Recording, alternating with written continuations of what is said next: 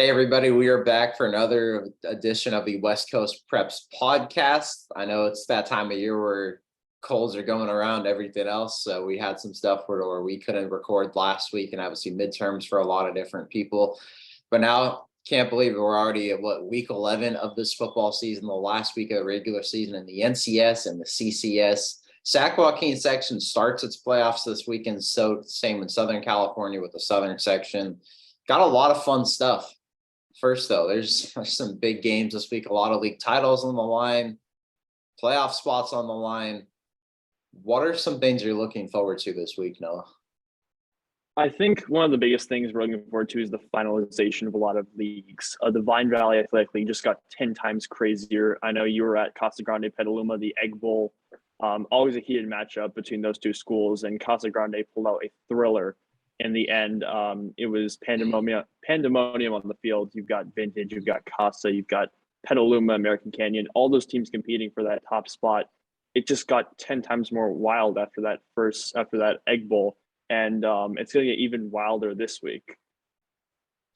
Yeah, it is. That was a crazy game, the way that thing ended too. Petaluma starts to kind of take control in that second half, held Casa Grande scoreless for much of that second half after Casa put up 21 points. Then Petaluma goes up 28-21. Casa Grande comes right back down the field, gets a fourth down stop, drives down the field. A trick play, pass Abramson to Lucas Miles, who then throws a to Spencer Allman, touchdown, get the 2. That's the ball game in the rivalry. So it's interesting, right? There's a lot of scenarios at play now. If Petaluma wins this week, okay, they get that NCS automatic bid from the VVAL. It's all theirs. Let's say they lose, though. Then Vintage gets the auto bid. There's a lot of play. But then Casa Grande, its playoff hopes are looking better and better. But for them, they'd love to just beat Justin Siena this week and get that playoff spot, at least know for sure they're in. A win over Petaluma definitely helps the resume, and you're 5-4 at that point. You beat a top team in your league. That's going to help out the resume a ton. But if you just want to secure that one final thing to the resume and at least play some November football and get yourself closer to playing some Thanksgiving football, this is the way to do it when they go to Justin Siena. But there's so much fun stuff. There is. And the game of the week, San Marin against Marin Catholic. Greg was there last year. San Marin went up 14-0. Marin Catholic comes back, wins that game. That was San Marin's only loss that whole season. And they both go on to win state titles. This is going to be a fun one in Marin County, that game of the week, 7 p.m. at San Marin High School. I'm thinking pretty much all of the city of Novato is going to be at this game Friday evening. Am I wrong in thinking that? No, I think the entire city of Nevada is motivated. Obviously, they dealt with some gang violence in South Nevada last week that restricted fans to just family members. But it's going to be a good matchup between those two teams. Two defending state champions. Joey Cook going up against his former school. He transferred from San Marin to Marin Catholic this season. He's having a good year. Dominic Ingrassia is a great quarterback. His brother actually played for Marin Catholic last year. He put up some exceptional numbers. And the intensity between those two teams is going to be good. Those defenses are both pretty strong. I do think Marin Catholic with that defense, that ground attack with Charles Williams, I think they have the edge. Yeah, I'm with you. I like what San Marin's got. Week 1, they were kind of saying when they're at Akalani's, it's going to take some time. By week 10, week 11, we're going to be way better than we were at that point then. That was still a one-score loss at a really good Akalani team. You've seen their only blemish is a 3-point loss to Camp Lenon. And is that really much of a blemish at all at that point, right? It's not much of a blemish for San Marin either to lose to Akalani's. This is a big one. I'm looking forward to Dominic Ingrassia throwing out there. He's got some great receivers to throw to as well. Right, you've got sophomore Wesley Temmel. He's got almost 600 yards. Frankie Quincy was the leading receiver last year. He's putting up another good season. The running back, Charlie Singleton, he might not be putting up those Justin Gwynn numbers like last year when Gwynn had, I think, over 2,300 yards. He's now at Fresno State, but he's playing really well. Keeps getting better and better. He adds another element to that offense. You can run the ball, opens up that passing game, right? It's going to be fun, but Marin Catholic's also got Charles Williams. You've got Joey Cook. You've got a dynamic passing attack, really strong defense. And Marin Catholic's allowed 81 points all season through 9 games. Yeah, and keep in mind those 29 of those points came to Freedom, and most of those points were in garbage time after, Marin Catholic went up so heavily on Freedom.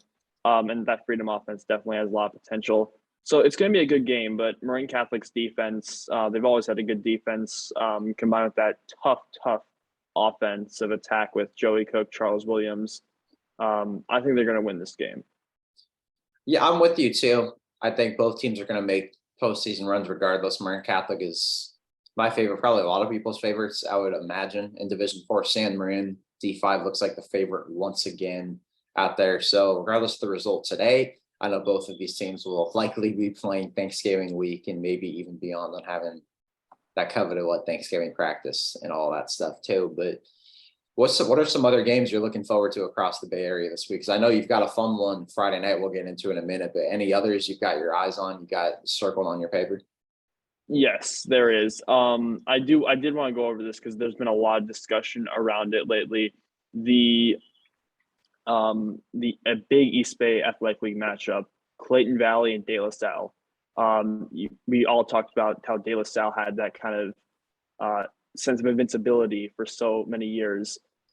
They still have that winning streak against NCS. They've won 29 straight NCS titles. Their last loss in NCS was to Pittsburgh back in 1991, I believe. That could very well end this Friday. And I am going to shock everyone. I'm picking Clayton Valley to end the streak on Friday. I think they have the attack, they have the grit, they have the fight in them, they have the line. I'm going to go with Clayton Valley. You're going Clayton Valley to end De La Salle's last remaining streak? Yes, that's correct. I know I said it the other day. I got to see it to believe it. I'm still picking De La Salle. I think Clayton Valley will make this interesting. They've got the pieces. When you've got good play up front and you can throw the ball like them, more dynamic, it's going to make it interesting. Here's the thing, though. You can't have 3 and outs. You can't have quick drives against De La Salle. And you can't lose that turnover battle. You got to win that turnover battle, 1. Number 2, you can't have those quick drives where then you're forced to punt. I know Tim Murphy, right? He doesn't like to punt, but you don't want to have quick 3 and outs, 4 and outs, whatever it is. And you give De La Salle the ball right back and then they grind it down your throat and your defense keeps coming back out there and just gets worn out by halftime and by the middle of that third quarter. I like what Clayton Valley's got, but it's been 31 years for reasons that De La Salle has not lost. But there are some interesting implications in this game too. Let's say De La Salle wins. It probably doesn't change a whole lot of postseason stuff because at that point, it's probably De La Salle 1, Pitt 2, Clayton Valley 3. You look at a De La Salle Pittsburgh open division thing again, and then the loser of that game goes on to play Clayton Valley. You would imagine then in that D1 final the following week. But if De La Salle falls to Clayton Valley, this is going to make Selection Sunday for that NCS committee very, very interesting. Yes, and this last week is definitely going to make that interesting. There's so many games going on, so many implications, but I like what Clayton Valley's got this year, and De La Salle has been, it seems like they had some injuries last week in that loss. Dylan Greason, their fullback, got hurt during the first half. Charles Greer was actually out. Those may play a part, but we'll see what happens. It should be a good game. Yes, it will. It's going to be a fun one. And now you've got a fun one that you're going to on Friday night. 2 undefeated teams, St. Patrick, St. Vincent against St. Mary's of Berkeley, Tri-County Stone. Title on the line there Friday evening. Yeah, for sure. It's going to be a very close game. 2 very contrasting styles of play. You know, St. Patrick, St. Vincent has that big offensive explosive ability. And as for St. Mary's of Berkeley, they like to dominate it up front, run the ball. Kyle Gorey will play college football. He's definitely a collegiate caliber athlete. St. Patrick, St. Vincent, they've got a loaded receiving core. All of their top 5 receivers are coming back next year. You've got guys like Judge Nash, who's a freshman receiver. Wyatt Smith's a good quarterback. Adrian Prater's a great running back. He has 13 touchdowns, over 600 yards this season. And he played really well in their last win against Vallejo. They put up a lot of points on the board, but that team, St. Mary's, they have a good defense. I think they've allowed less than 50 points all season. So it's going to be a very tough matchup. 2 great contrasting styles of play, but with that offensive capabilities that the Bruins have, I'm going to pick St. Patrick, St. Vincent. Yeah, the thing I mentioned about Marin Catholic's defense, this transition to St. Mary's, but they have all 11 hats flying to the football. That's the way St. Mary's is too. You got a linebacker that's as quick and as explosive as Kyle Gorey. I like Austin Rogalo on the edge. They've got a lot of other pieces out there too. It's fun. St. Mary's is going to run the ball a lot more than St. Patrick. St. Vincent probably will. St. Pat's, though, has shown a lot in the run game too, especially these last few weeks. And their stretch, they've scored 50-plus points in 4 straight games. 6 of their 8 games this year, they've also scored 50-plus points. I picked against St. Mary's before, and it's come back to bite me in my record a little bit. So this time I'm picking St. Mary's in a close one. I think St. Mary's gets the job done for a league title. But St. Pat's, though, D7. We've talked about on our shorter spaces. We'll have one again this Friday evening, probably around 10:45 p.m. is when it usually happens. But St. Pat's looks like one of the favorites in NCS D7. St. Mary's looks to be a favorite in its division in NCS too. So these are 2 teams, like we mentioned, with those 2 Marin County teams like Marin Catholic and San Marin that are still going to be likely playing well into the postseason this year in the NCS and perhaps beyond for 1 or 2 of those teams. Absolutely. It does seem like, I know everyone was eager in Sonoma County, Gus Morris, all those guys. They were eager to find out more about St. Pat's. They had been, it looks like they're on a collision course for St. Vincent de Paul in the D7 playoffs. That could be a really interesting contrasting game as well with that, that run heavy offense that St. Vincent de Paul deploys versus that explosive St. Patrick St. Vincent offense. I will obviously have that scouting report provided to them on the Friday night Twitter space, talk about their strengths, who are impact players and whatnot. So if those 2 teams are on a collision course, it's definitely going to be an interesting matchup to see how that turns out. But I do think if in a hypothetical matchup, St. Vincent has the edge. Yes, especially with the experience St. Vincent's has too, already getting to that stage and bringing some key players from that run back. Last year, they won NCS over St. Helena. Championship experience is huge. You see it at every level of sports, right? College sports, NBA, NFL, whatever it is, it helps out so much. So that's going to be a really exciting race to track in those NCS playoffs. Those brackets are released Sunday at CIFNCS.org. We'll have our takeaways and all that stuff. Heck, maybe we'll do a little something Sunday or Monday to kind of recap those selections and preview that stuff as well. We'll keep you all posted on Twitter for that stuff too. Here's another game. I think it's one we've always got to talk about because it is the Brentwood Bowl. Heritage against Liberty. Our own Lucia Coons will be at that game. Liberty has not lost to its rival Heritage since 2016, but Heritage is rising under Dave Fogelstrom. They're 6-3. Liberty's 6-3. One of those losses was by 2 points to Pittsburgh. What are some key matchups and key storylines for this ballgame? Well, the running back play is obviously going to be a big factor. Devon Rivers, the Fresno State commit, is having a phenomenal year. He's over 1,500 rushing yards. They took a tough beating to Pittsburgh last week by 36 points, but they have the pieces. They have the culture. Guys up front have done a pretty good job in terms of blocking for Rivers. You've got Jeremiah Ruffin, who is a 3-star, has got a Nevada offer. As for Liberty, Nate Bell is a great quarterback, knows how to escape the pocket, can make big impact plays. And they've got a good, and he's also a great dual threat quarterback. He has over 621 yards, 9 touchdowns. Searcy is a good running back as well, Jamar Searcy. He's got, I think, over 500 yards. So it's going to be a good matchup, but I got to pick Liberty. Yeah, I'm with you too. Liberty's just controlled this rivalry these last few years. I think Heritage definitely makes it interesting. Nate Bell, though, what he does with his feet, with his arm, we've mentioned it before. I think he makes a lot of plays. They've got some good receivers, good running backs. I like what their defense has and what they've got up front. How can Heritage force a turnover or two? They've shown that this year. They've intercepted passes. Jeremiah Ruffin's got 4. Taylor Sunga's got 3. Can they get a turnover or 2 in this ball game? If they can over Liberty, that could change a lot of things. That could.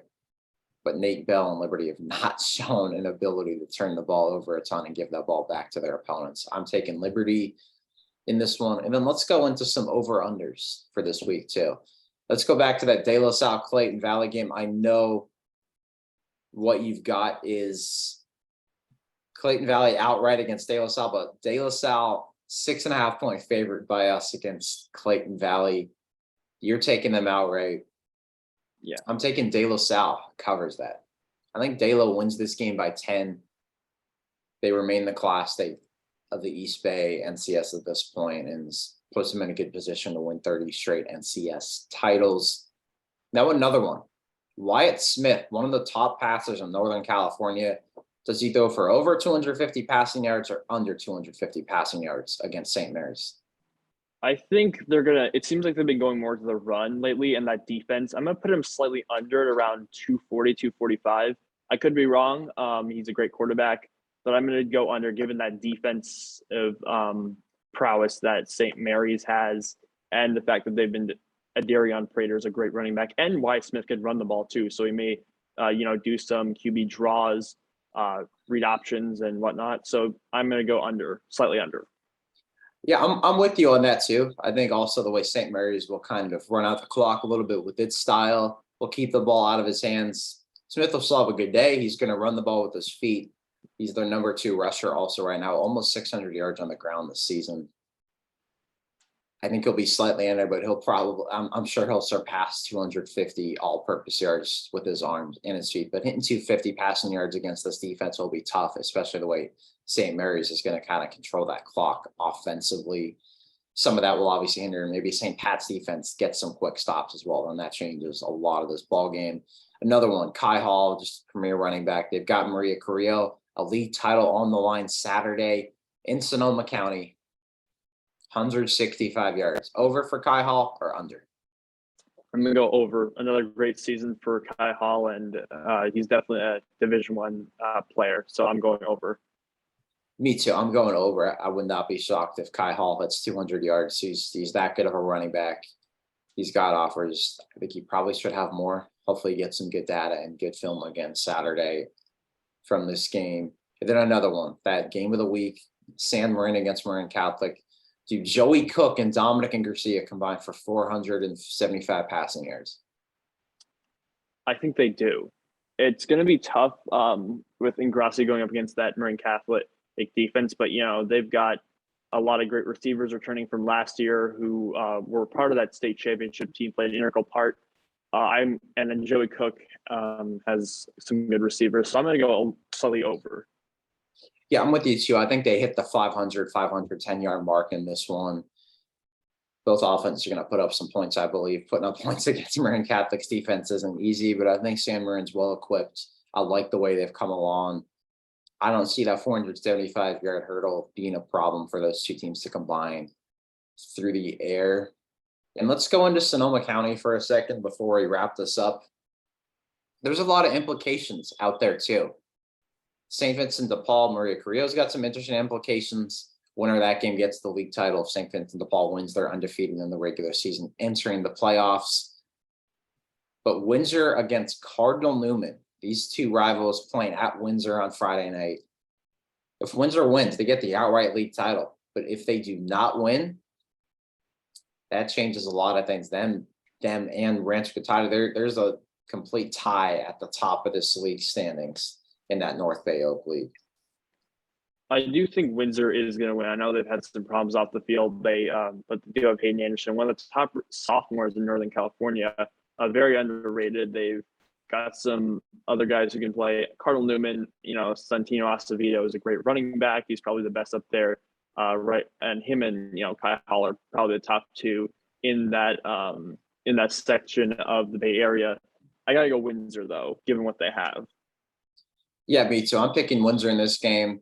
If Cardinal Newman wins, then it's a three-way tie atop the league standings with them, Windsor and Rancho Cotati. Likely at that point, Rancho Cotati still got to play Santa Rosa, but picking Rancho to win that one. Now, if Windsor wins, then there's really no controversy about league championships or anything like that. They finish the top. Now, does Jackson Anderson play that quarterback? That's a big thing. He's missed a few games this season. We are not sure yet, but even if he doesn't, his younger brother, that sophomore Hayden Anderson, that great receiver, can run the football really well. He ran for over 200 yards in this last game. He's run the quarterback spot. He's done well. So Windsor's got some good athletes in their hands to run the show in case Justin Anderson cannot play this Friday night against Cardinal Newman. Yeah, I'm with you. And they have the athletes necessary to, beat a tough team like Cardinal Newman. Yeah, they do. I think Hardin Lumen's going to put up a much better fight than that Rancho Cotati game. Tough matchup, tough day for them. I think Windsor, though, does get the job done.